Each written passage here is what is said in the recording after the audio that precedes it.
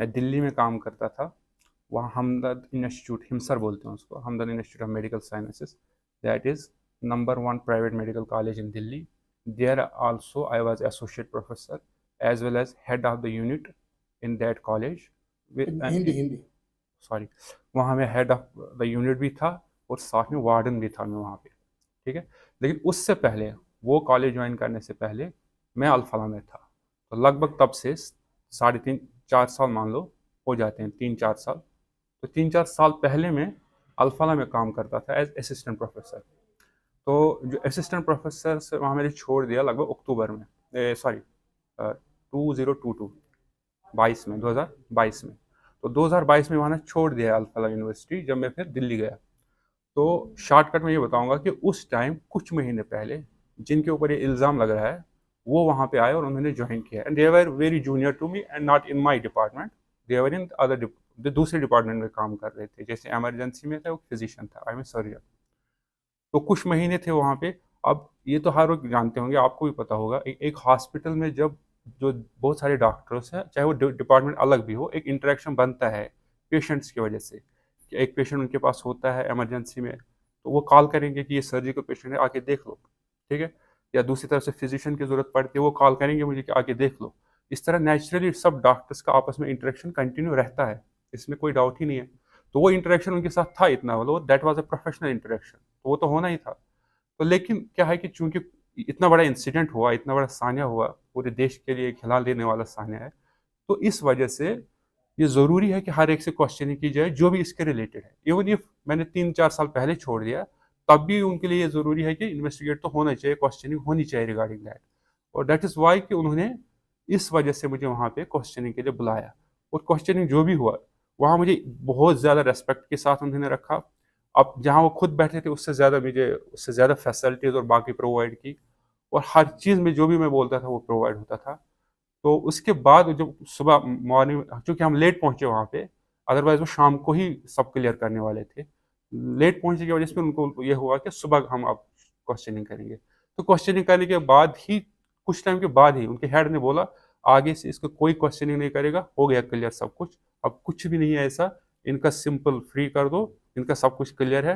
लेकिन ज़रूरी है कि एक मेडिकल बनाना पड़ेगा और हैंडओवर करना पड़ेगा। एक हैंडओवर के लिए मुझे फिर किसी रिलेटिव को बुलाना था, जिसकी वजह से टाइम लग गया। और फिर मेडिकल कराने में थोड़ा सा टाइम लग गया, जिसकी वजह से थोड़ा आप कह सकते हो दिन का कुछ टाइम उसमें गुजर गया। अदरवाइज मॉर्निंग में ही ऑलमोस्ट उन्होंने क्लियर कर दिया था। तो इतनी स्टोरी है, इसके अलावा और कुछ नहीं। और उन्होंने क्लियर बताया कि अब हमारी तरफ से कुछ भी नहीं है, हमने बिल्कुल क्लियर कर दिया आपको, आप जा सकते डॉक्टर साहब हो। आपने दैट्स ऑल। सिर्फ वहाँ पे ज्वाइन करा था जहाँ एक समय पे आपने ड्यूटी करी थी, यही एक क्वेश्चनिंग थी, मतलब इन बिटवीन उसके बाद आपका कोई रास्ता नहीं रहा, नहीं, कोई उनके उनके साथ कॉलिंग वगैरह हुई हो किसी के साथ, नहीं, कोई उनके ऐसा साथ कुछ था? उनके साथ कोई इंटरेक्शन कभी उसके बाद, post leaving the alpha alpha लेने के बाद, ऐसे कोई इंटरेक्शन मुझे साथ किसी व्हाट्सएप चैट पे कभी कुछ नहीं हुआ। ऐसे मैसेज कभी नहीं हुआ, कभी मैं उनसे मिला नहीं हूँ। वो यही चाहते थे, असल जी क्वेश्चन ये थी, जी क्या उसके बाद कभी आप मिले हो कहीं पे आउटसाइड या कश्मीर में कभी मिले हो, जी या वो कभी और जगह आप दिल्ली गए, दिल्ली में था ना मैं कुछ टाइम के लिए, वहाँ कभी आए हो आपके पास मिलने के लिए। और ऐसा बिल्कुल भी कोई कांटेक्ट नहीं कि मैं उनके साथ कभी मिला हूँ, या कभी हमारे कोई आउटसाइड कोई वो मुलाकात हुई, या कोई और मैसेजेस के जरिए आपस में कोई कांटेक्ट हुआ, कुछ भी नहीं हुआ था ऐसा। सर ऐसा लगता है कि देखो देख व्हाट दे आर सेइंग कि हम इस वक्त बहुत जो भी इसके रिलेटेड है ना, चाहे वो छोड़ दिया है यूनिवर्सिटी, चाहे वो यूनिवर्सिटी में है, या इवन कश्मीर में जिसके साथ उसका थोड़ा भी, चाहे फोन ही क्यों ना किया हो कश्मीर में, आपको पता है मैंने सुना है कि 3,000 लोग कश्मीर से उठाए हैं। अब किसी किसी को फोन किया होगा, किसी ने उसका फोन किया, अब किसको पता है कि ये कौन बंदा है, क्या इसके इंटेंशन है, ये क्या करना चाहता है। हर को पता है डॉक्टर है, मेरे लिहाज से वो डॉक्टर था, इसके अलावा क्या पता था कि ये क्या है। तो हम भी तो इसी लिहाज से वो बिल्कुल इंटरेक्शन, बिल्कुल। अगर सपोज मैं मानता हूँ कि अगर कोई ऐसा बंदा भी हो जो छोड़ भी दिया, तब भी तो हो सकता है वो कभी फोन करे कि यार ऐसा क्या चल रहा है यूनिवर्सिटी में, कैसे है, भी सब कुछ एज डॉक्टर तो फोन कर ही सकता है ना। तो वो इसी तरह मैं बोल रहा हूँ कि 3,000 उठाए गए हैं, दैट मीन्स कि कोई ना कोई इंटरेक्शन, कोई फोन किया होगा उनको उठाया। इसी तरीके से यहाँ पे भी अल्फाला में अगर कोई भी इंटरेक्शन रहा है, वो बोले कि जो कुछ महीने आपका इंटरेक्शन रहा है, ये क्वेश्चन उसके लिए जरूरी, हमें कोई भी लीड मिल जाए ना इसलिए रिलेटेड, कि इनका बिहेवियर, ये किससे मिलते थे, कुछ भी लीड हमें चाहिए, इसलिए हम सबसे क्वेश्चनिंग कर रहे हैं। और उसी उसी क्वेश्चनिंग का पार्ट आप भी हो। इसमें कोई ऐसा बिल्कुल नहीं है कि आप एक्यूज हो या किसी तरह से इन्वॉल्व हो, वो पार्ट इसमें है ही नहीं। सिर्फ क्वेश्चनिंग इज रिलेटेड कि हमें इस मॉड्यूल जो टेरन मॉड्यूल है इसको किसी तरह से देखना है कि इसमें किधर किधर जा रहा है, उसके रिलेटेड जो क्वेश्चनिंग हो। हाँ, कोई भी मतलब आगे आगे और कोई लीड मिल जाए, कोई मतलब कोई बंदा ऐसे जो देशभक्त होगा, जिसके अंदर देश की थोड़ी दर्द होगी, अगर उसको कुछ भी कोई नॉलेज हो तो वो चाहते हैं कि वो शेयर करे। उस नॉलेज से हमको हो सकता है कि हमें और लीड मिले मिले और हम कुछ और लोगों को पकड़ सके, या इसका आगे जो ऊपर वाला कुछ जो भी हो उसके हम पहुंच सके। इस लिहाज से वो किसी को, और हो सकता है वो इट्स नॉट नेसेसरी कि मतलब उनको लगे कि ये एक्यूज है, हो सकता है वो ये सोच के भी क्वेश्चनिंग करते हैं कि इनको कुछ डाउट हो उनके ऊपर, वो डाउट हमसे शेयर करें कि क्या डाउट था आपको, समझ गए। तो इस रिलेटेड किसी को भी वो क्वेश्चनिंग कर रहे हैं। अभी अल्फाला यूनिवर्सिटी के रिलेटेड जो इवन स्टूडेंट्स कल की बहुत सारे स्टूडेंट्स कल थे वहां पे जिनको वो क्वेश्चनिंग करते जा रहे थे। और सर आप इधर ही नहीं, पहले असल में पहले उनका था इरादा कि अम्बाला में ही होगी, तो अम्बाला टास्क फोर्स के जरिए से। फिर हायर अथॉरिटीज ने उनको बोला कि नहीं, अभी ये बताया जा रहा है कि सबको दिल्ली ही बुला लो, तो जिस वजह से दिल्ली बुलाया। और वही वजह ये भी हुआ कि अम्बाला जाने के वजह से ये था, जो मुझे ले गए यहाँ से, दे वर वेरी मच रेस्पेक्टफुल। उन्होंने बोला हम 12 बजे से यहाँ वेट करें रात के, लेकिन हम आपके घर नहीं गए। या ऐसा नहीं था कि आप एक्यूज हो हम उठा के ले जाएं आपको। हमने सुबह भी तब तक वेट किया जब तक आप ओपीडी में नहीं आए। जब आप ओपीडी में आए, आप बैठ गए, तब हम सिविलियन क्लोथ्स में आ गए, इसलिए कि किसी को शक ना हो जाए कि हम इसको कुछ ले रहे हैं। लेकिन वहाँ एक ही गड़बड़ हो गया, वो ये कि उन्होंने बोला कि हमें 3-4 घंटे लगेंगे, 4 घंटे में आपको खुद ही हम वापस आएंगे, आपके सीनियर से हमारे सीनियर से आपको बात करनी है, बस इतना ही है। और आपको हम पूरा विश्वास दे रहे हैं कि आप 4 घंटे या 5 घंटे में यहाँ फिर से होंगे। इसलिए मुझे उन्होंने बोला इसलिए अच्छा नहीं है कि आप किसी को यहाँ बताओ, मतलब फैमिली को फ़ोन करो, वाइफ को फ़ोन करो। अगर आप करोगे सब घबरा जाएंगे, पैनिक हो जाएंगे।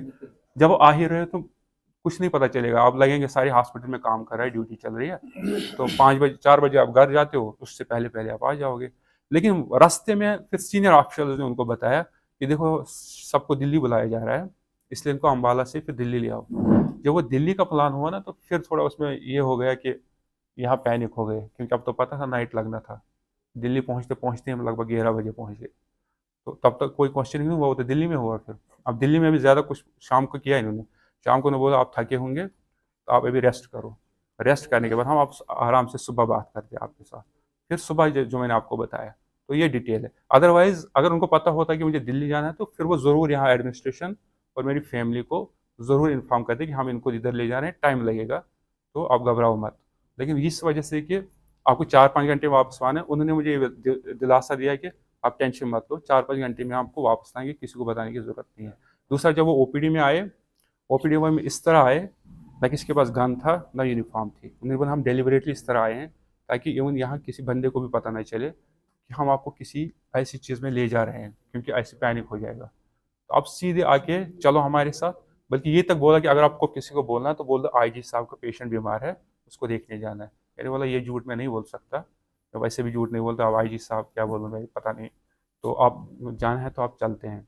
फिर गाड़ी में भी आराम से बैठे, और उन्होंने बार बार रास्ते में ही बोला अगर आपको कुछ ऐसा होता ना तो आप इधर मतलब मैं सेंट्रल सीट में बीच में बैठा था, बोला आपको यहाँ नहीं रखा होता, आप पीछे ऐसे रखा होता ना, आपको पता चलता है सफ़र क्या होता है। बार बार रास्ते में मुझे बार बार इतना रेस्पेक्ट कर रहे थे कि आपको कोई दिक्कत तो नहीं है, हमको ये खाने के लिए तो नहीं जाना। तो आई थिंक डॉक्टर सर एक लास्ट क्वेश्चन है, एक छोटा सा। अभी आपको उधर से क्लीन चिट मिल गई है ना, जी जी, तो आप क्या मैसेज देने चाहते हो? क्योंकि कुछ आपका न्यूज़ नाम चैनलों ने ना, दिल्ली, लोकल चैनलों ने ब्लास्ट अपनी वीडियो का तक चलाई नाम है। था, आप क्या मैसेज देना देखो मुझे लगता छोटा सा है, मैसेज देना। बिल्कुल बिल्कुल, मुझे लगता है जो सर चेयरमैन सर ने आपको बोला ना, इससे अच्छी मैसेज कोई नहीं है। अगर आपको लगता भी है कोई कि इस तरह की मैसेज है, उसको पहले पूरी तरह से ऑथेंटिकेट करने के बाद ही उसको आगे चलाओ। ये सिंपल मैसेज या कोई खबर देना, सिंपल खबर देना, उसमें देखो आप फैमिली इन्वॉल्व होती है, मैं इन्वॉल्व होता हूँ, मेरे बच्चे हैं, कल को वो स्कूल जा रहा है, अब लोगों में तो डाउट पैदा होगा ना। अब इस न्यूज़ की वजह से मैं तो मार्केट भी नहीं जा सकता, पता नहीं लोगों में क्या चल रहा होगा। मेरा बच्चा यहाँ स्कूल में पढ़ता है, मुझे अब ये डर लग रहा है कि पता नहीं स्कूल वाले हमारे बारे में क्या सोचते होंगे। तो इसलिए आप सोचो ना क्या बीतेगी उस शख्स पर कि जो फजूल में अगर इस तरह की न्यूज़ फैले। एक होता अगर इन्वॉल्व है, ऑथेंटिक न्यूज़ है, फिर आपको जो बताना है आप बताओ।